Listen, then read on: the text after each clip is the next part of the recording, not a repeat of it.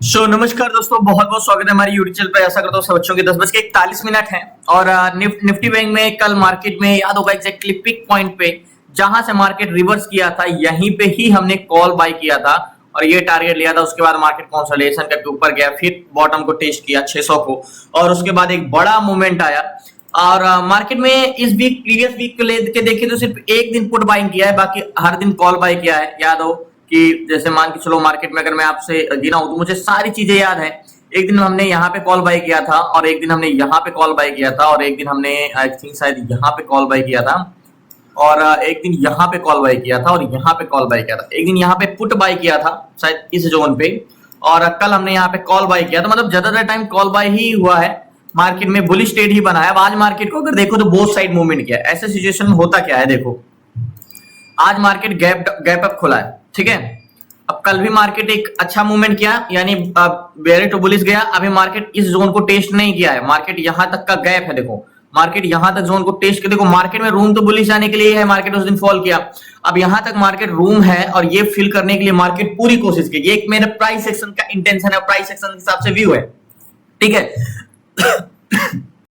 So finally यहाँ पे price action का व्यू है। अब मार्केट को इन सेंटिमेंट देखने के लिए देखो, मार्केट यहाँ पे देखो, हमारा मार्केट में हमेशा ट्रेड करने के लिए कल क्या हुआ है, कल मार्केट गिरा है कि उठा, इससे मतलब नहीं होता।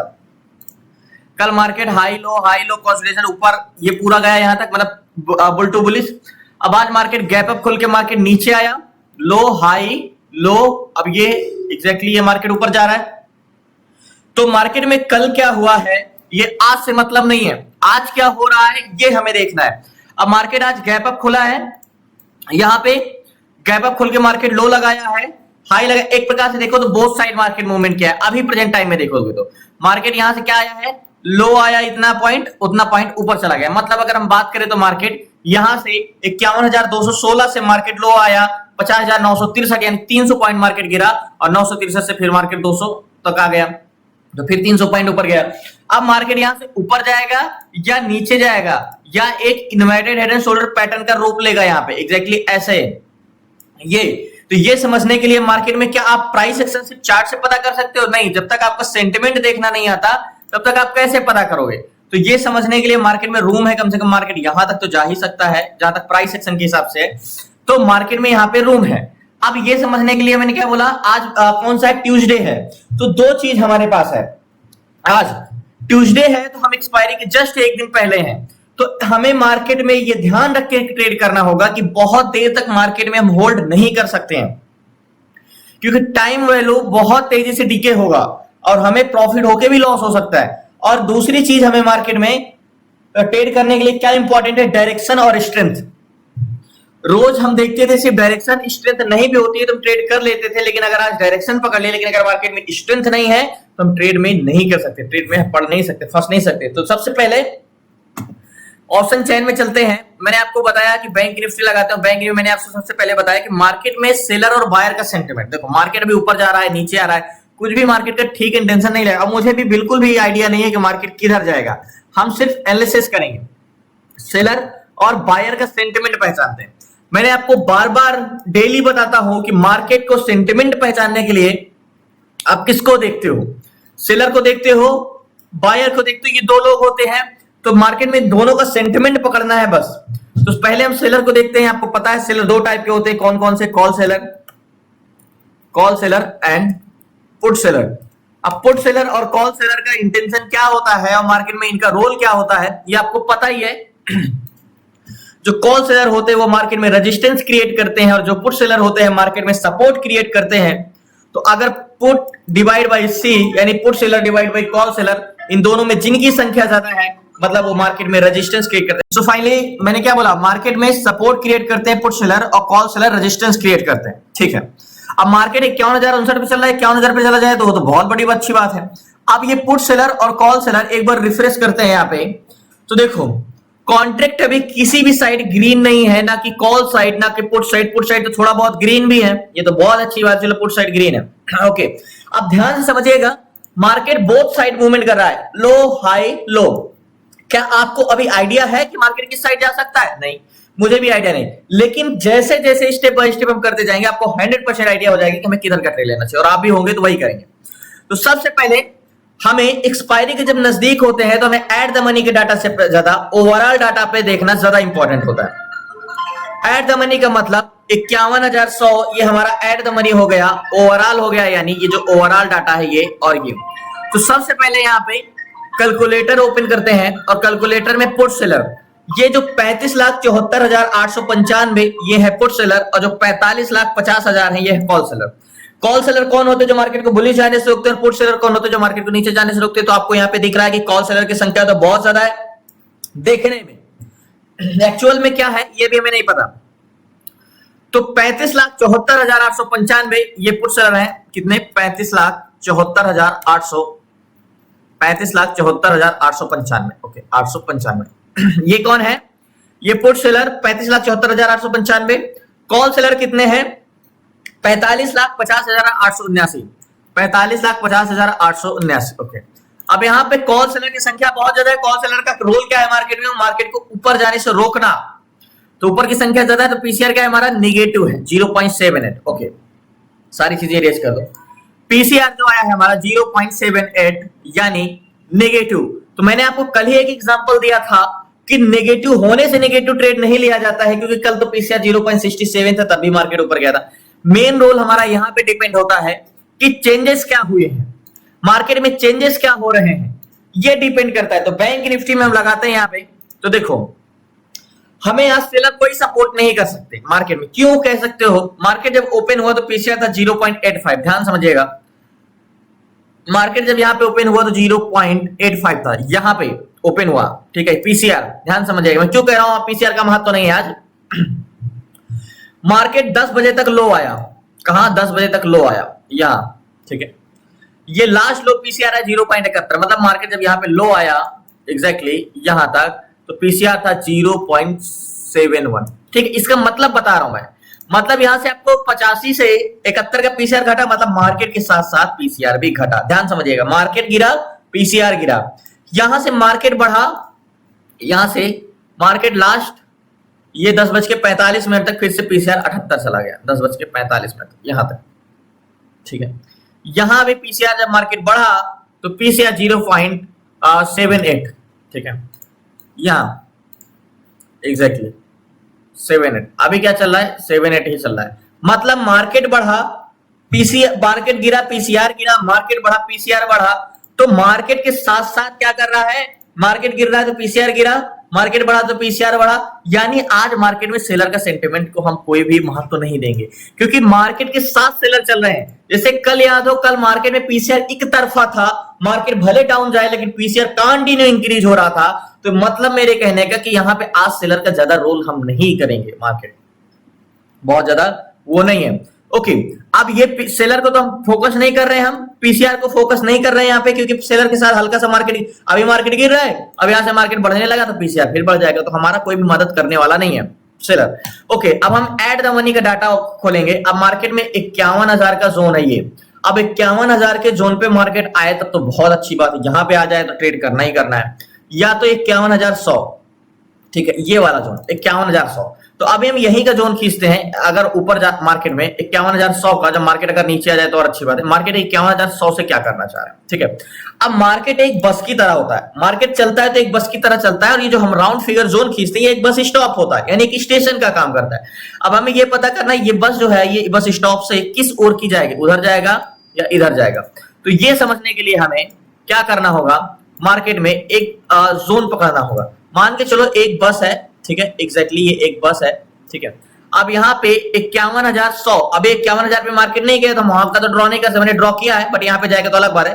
तो 51,100 पे कॉल सेलर की जो संख्या है वो 1,65,104 है। ये है कॉल सेलर जो मार्केट को बुलिश जाने से रोकते हैं, 1,65,104।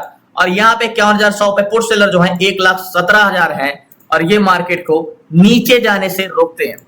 अब यहाँ पे पीसीआर बढ़ा है या घटा है, तो सिंपली आप बता सकते हो कि यहाँ 1,17,000 मार्केट को नीचे जाने से रोकते, यानी इस बस को नीचे जाने से रोकने वाली संख्या कितनी है? 1,17,000। और कॉल सेलर कितने? 1,65,000। तो यहाँ पे कौन ज्यादा है? 1,65,000। जाहिर सी बात है यहाँ पे सेलर की संख्या ज्यादा है, 1,65,000 है, यानी बुलिश जाने से रोकने वाले की संख्या ज्यादा है।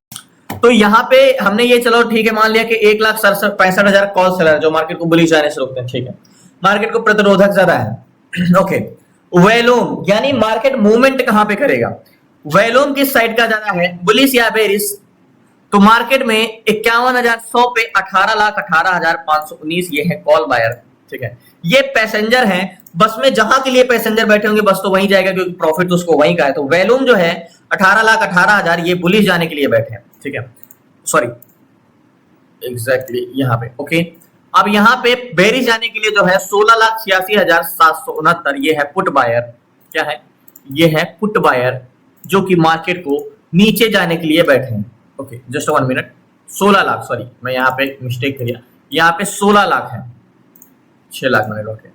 तो यहाँ पे जो वॉल्यूम है अगर हम बात करें तो देखो ये जो पैसेंजर है, सॉरी ये जो पैसेंजर है ये बहुत ज्यादा पुट साइड का भी नहीं है, ठीक है।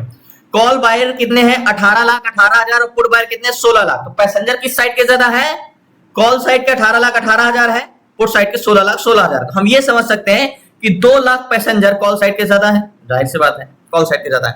अब मार्केट में क्या स्ट्रेंथ है, ओवरऑल वॉल्यूम 2,24,00,000 कॉल साइड का वॉल्यूम है और 2,33,00,000। देखो ऐसे सिचुएशन में क्या होता है मार्केट में, यहां पे जो स्ट्रेंथ बनेगी ना कॉल साइड की अगर ट्रेड बनेगी तो बहुत बड़ी स्ट्रेंथ उसकी रहने वाली नहीं है, छोटा मोटा ट्रेड है, क्योंकि ओवरऑल वॉल्यूम यहाँ पे डाटा चेंजेस हो रहे हैं।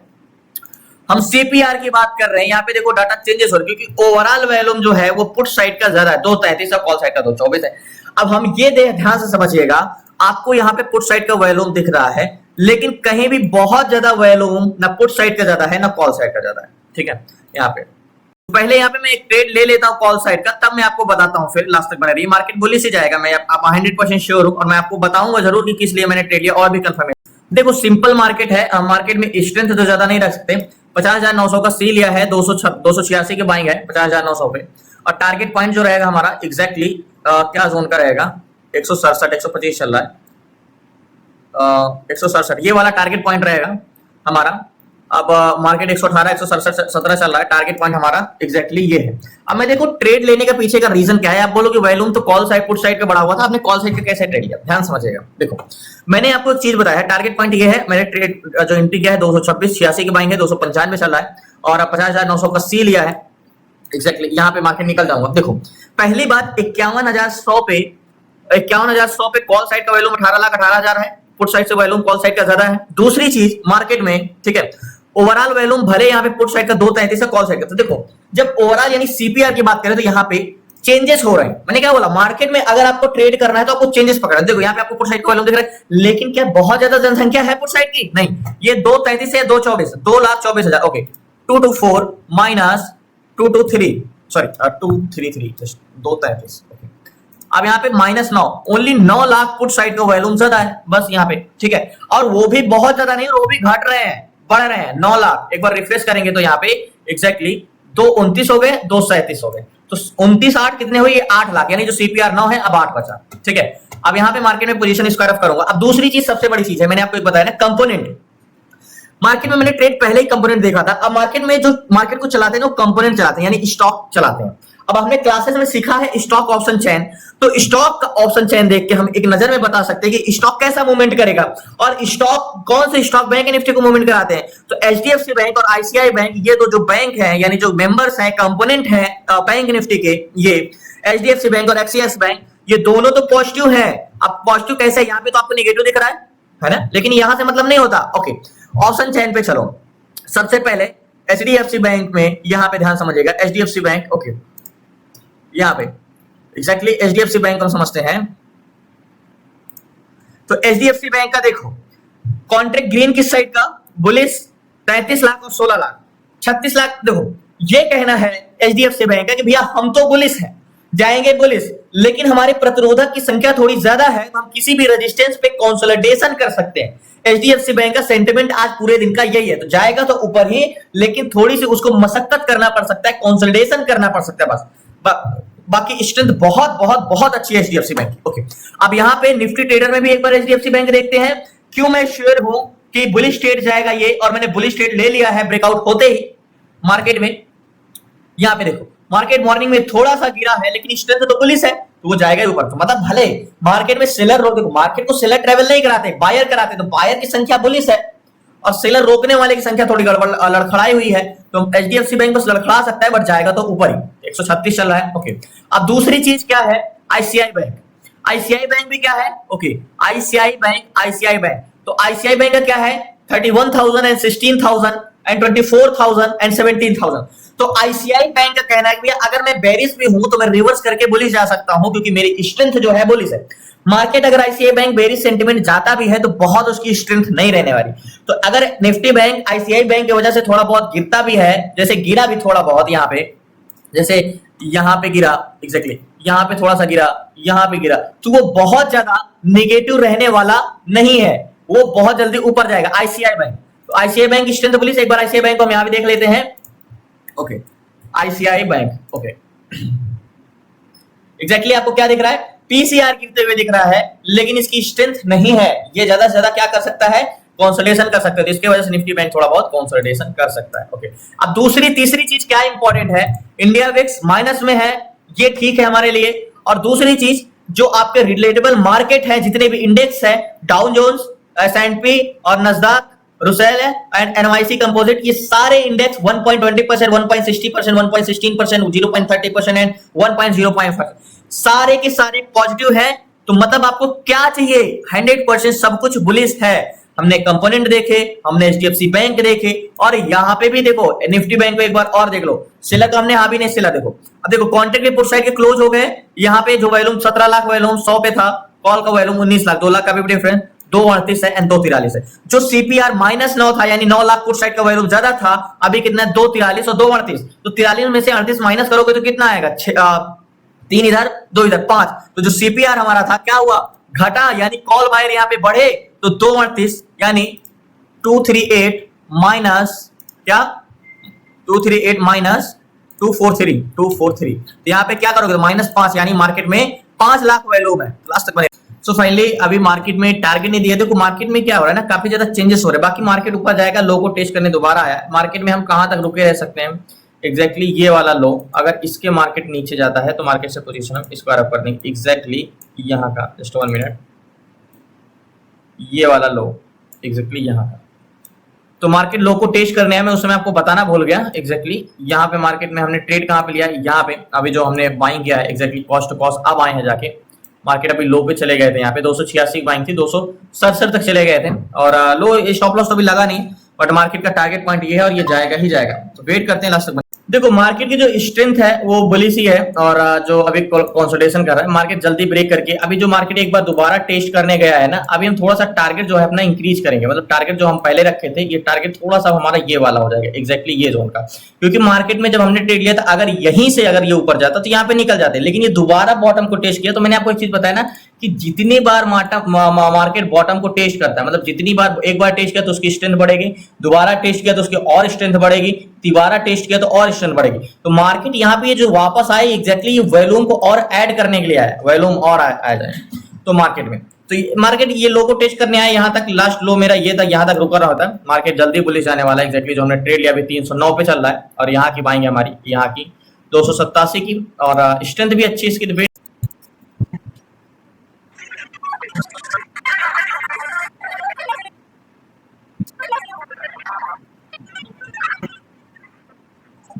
सो फाइनली मैंने बोला था ना इसकी स्ट्रेंथ बढ़ेगी। अब मैं पोजीशन स्क्वायर ऑफ करता हूं। सो फाइनली 286 की बाइंग थी, और मार्केट में 336 पे मैंने एग्जिट किया, अभी तो 325 आ गया, लेकिन पोजीशन मैंने 336 पे स्क्वायर ऑफ किया। लास्ट हाई इसका 346 तक गया। सो फाइनली मार्केट में याद होगा कि हमने यहाँ पे ट्रेड लिया था, एग्जैक्टली इस जोन पे, यहाँ पे मैंने बाय किया था, उसके बाद हल्का सा ऊपर गया था, दोबारा लो को टेस्ट करने आ गया था।